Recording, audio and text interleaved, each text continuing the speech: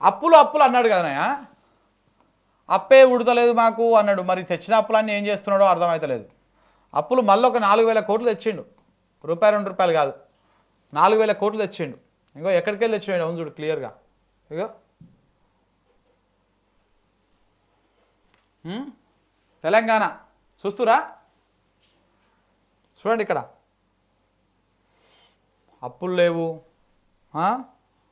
అప్పు ఉడతలేదు మాకు, ఏడా అప్పే ఉడతలేదు మాకు అని చెప్పేసి మాట్లాడినటువంటి రేవంత్ రెడ్డి గారు మళ్ళా ఆర్బీఐ దగ్గర తెలంగాణ బాండ్ కుదబెట్టి తెచ్చినటువంటి అప్పు ఇక్కడ చూడండి ఒకసారి.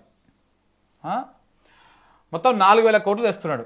ఒక 1,000 కోట్లు ఏమో 33 సంవత్సరాల టెన్యూర్ తోటి, అంటే 33 సంవత్సరాలలో మేము తిరిగి మళ్ళీ కడతాము అని చెప్పేసి ఒక 1,000 కోట్లు తెస్తా ఉన్నాడు. ఇంకొక 1,000 కోట్లు ఏమో 34 సంవత్సరాల టెన్యూర్ తోటి, 34 సంవత్సరాలలో తీసుకున్నటువంటి 1,000 కోట్లని కడతా అని చెప్పేసి ఒక 1,000 కోట్లు. ఇంకొక 1,000 కోట్లే 35 సంవత్సరాల టెన్యూర్ తోటి, 35 సంవత్సరాల తిరిగి మళ్ళీ కడతా నేను పైసలు ఈ 1,000 కోట్లు అని చెప్పేసి ఇంకొక 1,000 కోట్లు. ఇంకొక 1,000 కోట్లే 36 సంవత్సరాల కాల పరిమితితోటి. ఇట్లా 4,000 కోట్లు తెస్తున్నాడు అన్న, 4,000 కోట్లు మళ్ళీ తెస్తున్నాడు. ఇప్పటికే మనం రీసెంట్గానే 2-3 వేల కోట్లు తెచ్చిండు, 1,500 కోట్లు ఏమో తెచ్చిండు. మళ్ళీ ఇప్పుడు 4,000 కోట్లు ఎన్నడు వస్తాయి ఈ పైసలు? 17 తారీఖు నాడు వస్తాయి. ఇలా ఎంత తారీఖా? ఇలా 14, ఇలా 14 తారీఖు. ఇంకా 3 రోజులకి ఈ పైసలు వస్తాయి 4,000 కోట్లు. మరి 4,000 కోట్లు రాగానే ఇక మరి ఇవి నీకు ఇవి నాకు అని పంచుకుంటారు కావచ్చు. మళ్ళా రేవంత్ అనేది పెద్ద సంచి ఉంటుంది అటు పోయి, కొంచెం సంచి పెద్దగా ఉంటుంది, పరివారం పెద్దది కదా, మరి ఆ సంచిలోకి వేసుకుంటారా ఇంకే సంచిలోకి వేసుకుంటారా అర్థం కాదు. కానీ ఇంకో ఇట్లా అప్పులు తెస్తానే ఉన్నాడు. అప్పు ఉడతలేదని చెప్పిండు, అన్ని అబద్ధాలు చెప్పిండు, ఇట్లా అప్పులు తీసుకొస్తున్నాడు. మరి ఏం చేస్తున్నాడు ఈ పైసలన్నీ? ఏం చేస్తున్నాడు ఈ పైసలన్నీ? ఎక్కడ పోతున్నాయి? ఏవన్ సంచి నింతుంది, ఏవన్ జోల నింతున్నది. జూన్ 17 తారీఖు నాడు ఆర్బీఐ నుంచి 4,000 కోట్ల అప్పు తీసుకురాబోతుంది. వీటితో కలిపి మొత్తం ఇప్పటిదాకా అయినటువంటి అప్పు రేపు జూన్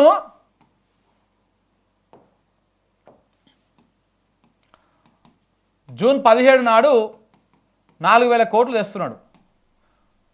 4,000 కోట్లు ఇప్పటిదాకా మొత్తం అప్పు ఎంత అవుతుంది? దీంతో దాటిపోయా ఎన్ని వేల కోట్లు అయ్యా? 1,79,900 కోట్లు.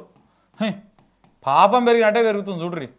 ఈయన వచ్చినాక వేసిన అప్పు 1,79,900 కోట్ల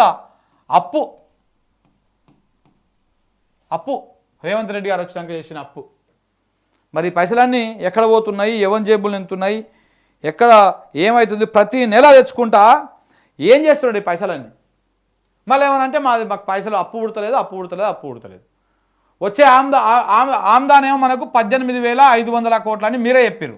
ప్రతి నెలకు వచ్చే ఆదాయం 10,000 నుంచి 12,000 కోట్ల రూపాయలని మీరు యావరేజ్గా అప్పు తెస్తూ ఉన్నారు. సరే 10,000 కోట్లు ఇంతకంటే ఎక్కువ ఇస్తుందా? ఇప్పుడు మనకు వచ్చే ఆదాయం 18,000 కోట్లు, మనకు వచ్చే అప్పు 10,000 కోట్లు. ఇంకా ఆదాయము ఎంత ఉందో ఆల్మోస్ట్ దాంట్లో 60-70% ఇస్తున్నారు అప్పు. ఇంతకంటే ఎక్కువ అప్పు పుడుతుందా? కేసీఆర్ ఉన్నప్పుడు గింతే పుట్టింది. మరి ఆయనకు సమానంగా ఆయనకంటే ఎక్కువనే తీసుకొస్తున్నావు అప్పు. మరి ఏం చేస్తున్నావు ఈ పైసలన్నీ? ఎక్కడ పోతున్నాయి? మీరు అధికారంలోకి వచ్చి డిసెంబర్ నుంచి డిసెంబర్ దాకా సంవత్సరం, డిసెంబర్ అయిపోయి జనవరి, ఫిబ్రవరి, మార్చ్, ఏప్రిల్, మే, జూన్, జూలై, జూను, ఈ 6 నెలలు అంటే కరెక్ట్గా 7వ నెల నడుస్తూ ఉన్నది.